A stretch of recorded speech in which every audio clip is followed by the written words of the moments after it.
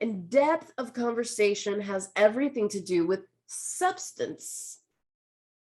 And substance is normally a nutritional, you can see it as it's a nutritional term. So when you think of substance, you think about vitamins and minerals and the substances that you need to live. Well, in a similar way, when you consider substance of character, this is what separates humanity from the animal kingdom. And so human beings were created to have substance. We have the capacity from infant, and that's the whole purpose and point of school, of college, of trades, having a specialty. It's to give our children substance to build from, to grow from, but then substance can grow beyond what institutions can provide by lived experience. And so I want to break down in this video the who, what, when, where, and why, and how of substance. So first off, every human being has substance. Every single one of you has substance. Substance, just like nutrition, is on a spectrum, and there's a variety of what our substance can contain. So your substance might not be, communication, but it can be fashion, design, your in decorating, it can be art, it can be music. Depth is a spectrum of it can be your ability to teach, it could be nurturing, loving kindness, mercy, generosity. Okay, kind of being that peacemaker. It could be helping, being that helping hand that everybody can just trust you, that you're reliable and dependable for being that helping hand, that ever present, friend or family member. Substance is on a spectrum. You can be a nurse, a teacher, a warrior, right? Military, strategic, analysis, mind, philosophical, consultative, like a counselor, healing, exercise, motivational, right? So substance, there's a spectrum, just like nutrition. Now, nutrition, you can think of that as feeding the body, but then substance that I'm going to cover in this video is really focusing on that which nurtures and feeds the soul and like your spirit, man, your internal, that hunger and thirst for something more than the tangible, right? And when you think of spiritual things, you think of what is intangibly discerned. Okay, and talks about principles. Your value system has everything to do with substance that feeds you internally, spiritually, and it's non-tangible, but it defines you. And so that's why, substance of character, because these things form you, they define you, they build you. Are you lean? Are you overindulged? Are you overweight? Are you skinny? Are you fit? And for what? So who has substance?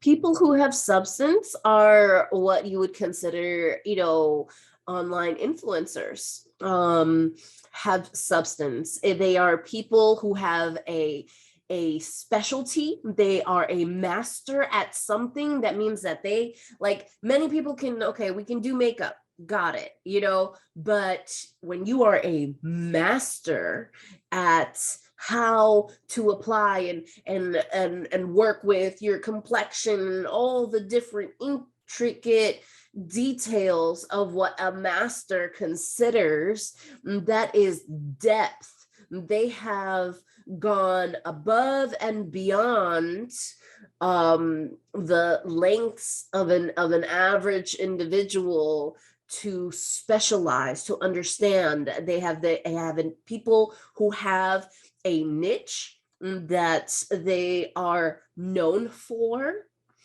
are people of substance. If you're like, listen, oh, you can go over here, this person cooks, oh my goodness, I love her food. Well, they are somebody who has mastered, the kitchen and the intricacies of, and substance, again, is on a spectrum. And so it can be people who dive into philosophical debates, people who talk about, philosophies. They dig into history, and then they go and they present their findings on YouTube or Rumble, and people watch and are being fed. So, who these people are, there's just basically any person who is pouring out something of value that others are gleaning from, they're taking from, they're eating. It's just, think of it as nutrition. They're pouring out nutrition that others are feeding off of. They're like, whoa, what you have, I want to drink, I want to eat, I want to chew on this word and this information that you are pouring out. I want to take what you are giving and apply it to my life, internalize your wisdom that person is sharing. So, people of substance, they can be our parents if we respect and value and we glean off of their wisdom and their nurturing, and they are feeding us. Now there's negative and positive substance, just like, a nutritional shake versus Coca-Cola, or some type of, candy that will, too much candy will rot your teeth, too much soda will give you kidney stones, things like that are bad for you. And so the same applies with substance that is of an intellectual or spiritual nature. You're not going to give a piece of steak to a baby who does not have teeth to chew on that food, but they need milk and they need things that they can, squeeze with their tongue and swallow easily. Not everyone can tolerate strong meat, which has to be chewed, but meat itself, the protein, if you want to build muscle, you need it, and things like that. And so in the same way, people of substance can be, our parents, our teachers, our political leaders, and whether or not that substance is positive or negative, or healthy for you or negative for you, is, individually discerned. But all of these people are people of substance. Human beings were created to have substance. And so what types of substance are you looking for? Well, depends on what you're hungry for, right? And so if you're, hungry for sweet tooth, then you're going to go for the candy, right? But if you're lacking in nutrition and you need calcium for your bones, or you're lacking in some type of vitamin that you can only find in, broccoli or whatever, your body will crave those things, or vitamin C, or, there's cravings that are associated with what our physical body is looking for and needs, and likewise spiritually. So when it comes to types of substance, again, there's healthy ones, there's negative ones, that's individually discerned. But you could be looking for spiritual substance, and you're looking into religion and spirituality, and you're trying to understand. You could look for evidence, facts, if you're into politics and you're looking at statistics, credible organizations, and surveys, and information on what happens with the law. So you're going to be looking at case law, and what are the results of those law cases? What are the implications of said Supreme Court case and its influence and impact on society, right? And you can, just like I said before, how substance is on a spectrum. You can look at a court ruling and say, okay, they ruled this is wrong. Okay, right? And that's a measure of substance. But then you can look at, and with every question that you ask, to dive deeper into that, like, why is one of the most profoundest questions. Like, if you want depth, ask why until you can no longer ask why. For every why that you can answer, there's a greater level of depth. And I think this is why children tend to go through the quote why phase. It's because it's the most important question that you can ask in order to obtain and build your substance of character. If you cannot answer why,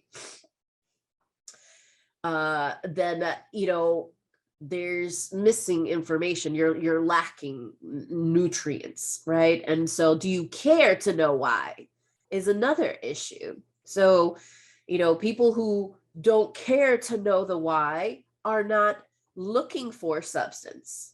They're not hungry. They're satisfied with what they got, and they're not hungry for depth in that particular area. When people look for substance, it's because they are hungry. There's a problem, there's a need, there's an appetite for something. If it's something that you're passionate about, then you have an appetite for certain things because it feels good to learn about this. And so you have an appetite, and you delight in it, and you can get OCD, obsessive compulsive, and go deeper just out of delight, or you can get depth out of necessity, right? And so when you are in need, oftentimes it's like, oh my goodness, how do I solve this problem? You can't avoid not getting the answer. If you are starving, you're going to be looking for food. You're going to be looking for something that will nourish you, or you're going to die. And so that is when people look for substance. And why do people need substance? People need substance because without it, you can just see that starving person. You're emaciated or something like that. Like, you look withered, you're fragile, you're frail, you're easily conquered, you're not strong, you're not fit. A well-nourished individual is strong, is fit, They are astute, meaning that their minds are sharp, that are on point. Things don't go past them. They have discernment. Knowledge is power. And so we need substance because it's what sticks. You cannot live off of water and milk. You need nutrients. You need more than just water and milk. And so for our character development, if all we care about is, how good I look and what's on TV, and we don't get into the deeper areas of why we behave the way we do, why we think the way we do, why we care about what we do and why we don't care about what we don't. If we cannot answer these questions, then you don't understand what you are made out of. And so this is, it's kind of like when children, and even back in the Garden of Eden, right? When Adam and Eve, they sinned, they took from the apple and they were naked and they hid, and God was like, hey, where are you? Did you take from that? Knowing that God knows the end from the beginning, right? Why did he do that? Well, why do parents, look at their toddler, creeping towards the cookie jar, knowing they're not supposed to grab the cookie until after dinner, they watch the child grab the hand, grab the cookie, and then all of a sudden they go, hey, and they want to scare the child, and the child's like, and they hide it behind their back, and they're like, what are you doing?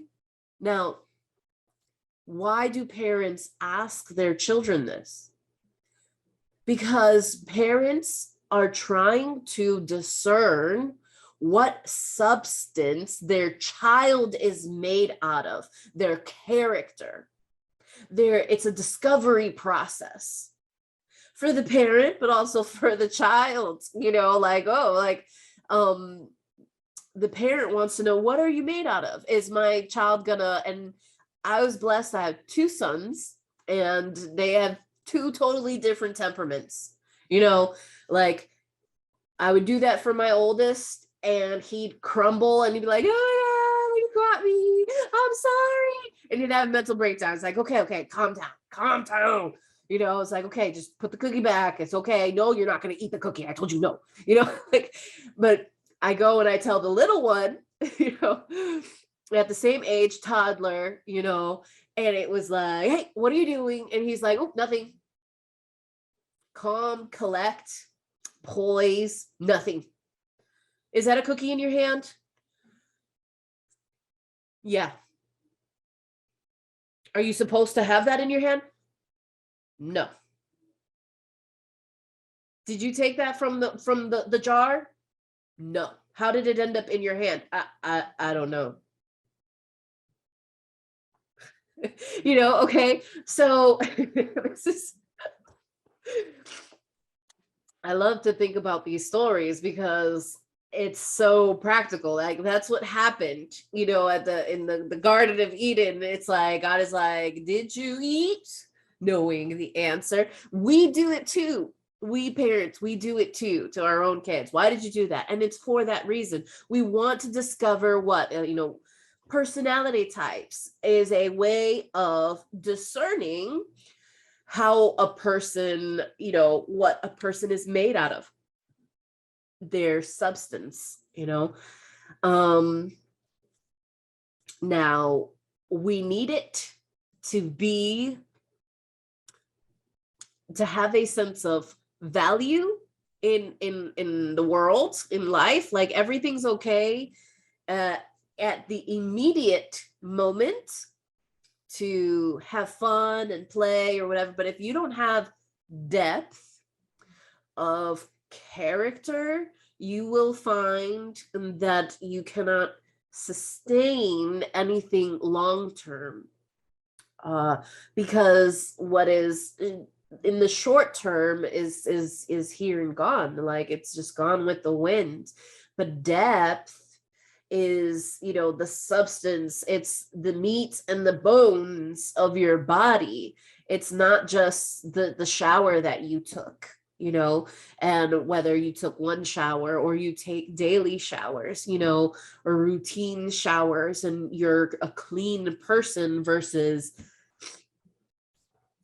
somebody who is not disciplined in that way, and then you start stinking and permeating all types of odors and stuff that are offensive to those around you. So if you don't have substance, you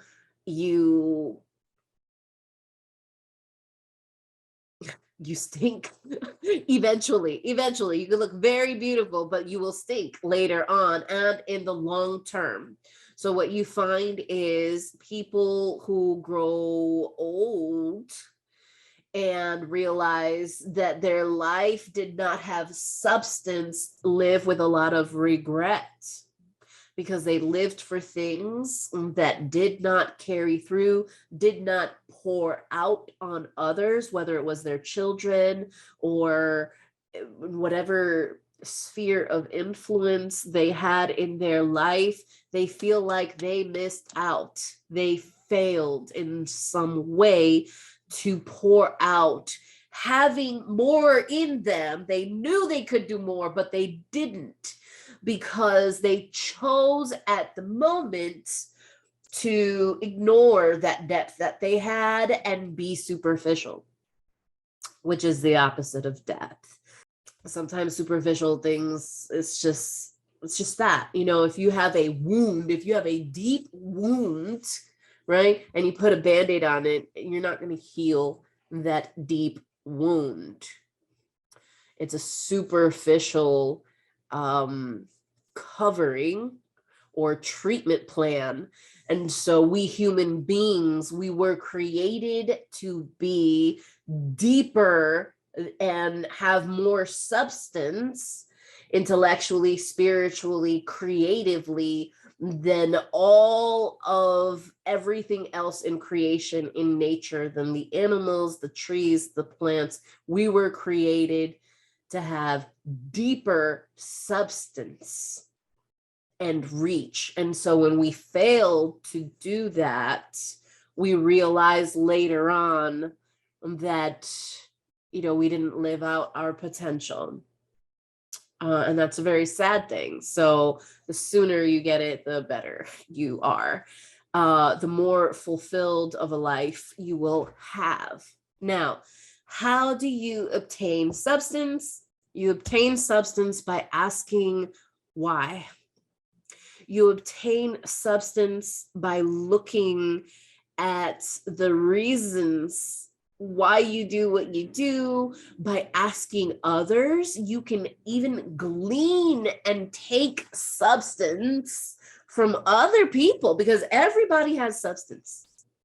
But you can pull substance from others deliberately by asking them why, and analyzing and digesting or chewing on that information. But it starts with understanding you personally, internally. Why do I behave this way? Why do I react this way? Why do I feel this way? Why do I think this way? So if you're out there in 2022 and beyond, and you are looking for people of substance, I encourage you to, try to find, influential speakers who speak on whatever area, and try to plug in to those communities, like-minded individuals. Substance has everything to do with critical thinking and processing information, asking those why questions for everything, even makeup. You cannot get depth unless you ask why, unless you like, why does this color look better on this person's face than that color? Well, it's because the complexion is different or whatever, it's because, this skin has certain oils, and oil combined with this chemical does this or whatever it is. It's the why question that will get you deeper and deeper into any other. And also discern, out of the heart, the mouth speaks. And so if you are an individual, you're looking for your peers, you want to test people to see like, what they're made out of, ask them why and see where they stand in their willingness or intolerance to dive into those why questions. So, for example, if you have friends and you're like, hey man, like you said something like, why do you do that? And they're like, oh, I don't know, I don't care, like, that's just me. Okay, that's a very shallow response. You can ask them, you try like, do you care to know why? Like, there's no logic. Like, have you ever thought about why you do that? And they're like, no. Do you care to know? And they're like, no. Well, then guess what? They're not a person who cares to build their substance. They are what is considered shallow. Now, if you go and you ask somebody, you're like, hey, do you know why you do that? And they're like, no, man, I never thought about that. Could it be because of this or could it be because of that? And you can find that you can connect on that. Now you're looking at somebody who has a hunger and a thirst, who has a measure of tolerance for substance, for accruing it. That's somebody who's hungry. They want to dive deeper. You want those people around you. You want people who want to go deep. People who do not want to go deep, they're superficial, they're weak individuals cognitively, mentally. They can have as much knowledge in physics or math or history or something,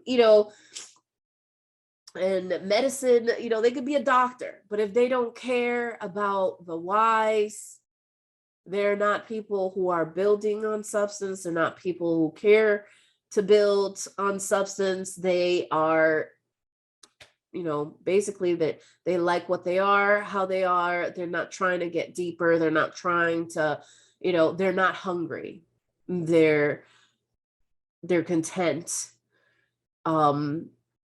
People of substance have a deep hunger for more, and so they will dig for more information, for more of that understanding. Another place where you find these people or even moments and times, and it's kind of sad, but it's true, is after the death of someone, at funerals. Why?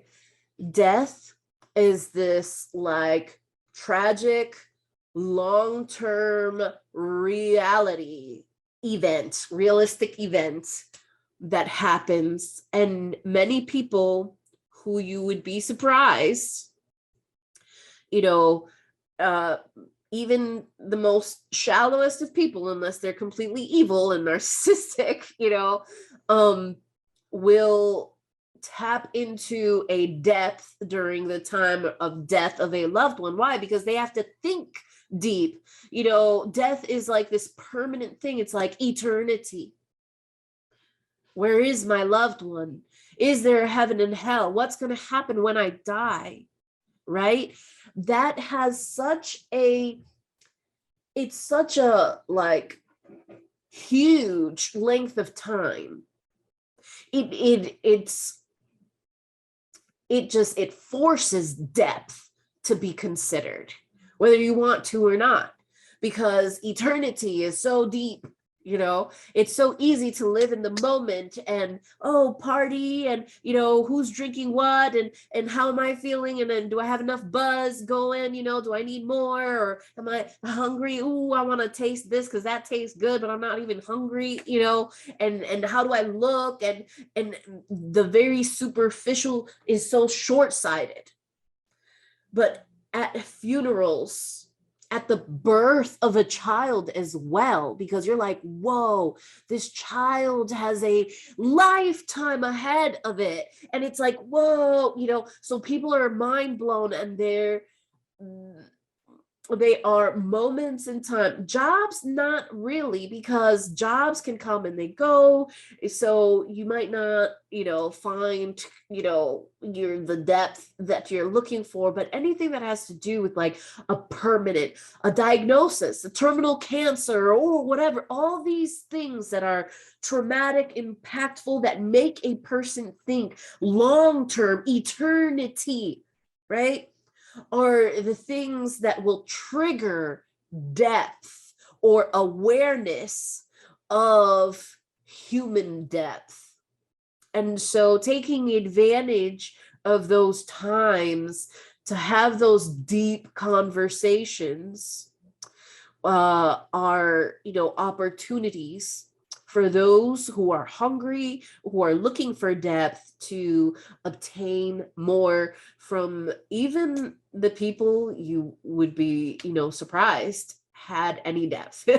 You know, so I hope this video helps. I encourage you, if you have found this video enlightening and encouraging, that you you know, comment below, and even put like what state you're from, just to even kind of start connecting and feeling a sense of camaraderie, that there's more of us than we understand. Sometimes people who are hungry for depth, we live in like a dry and parched land. Like a lot of our peers, our family members seem so shallow, and we feel very isolated and alone, but we are not.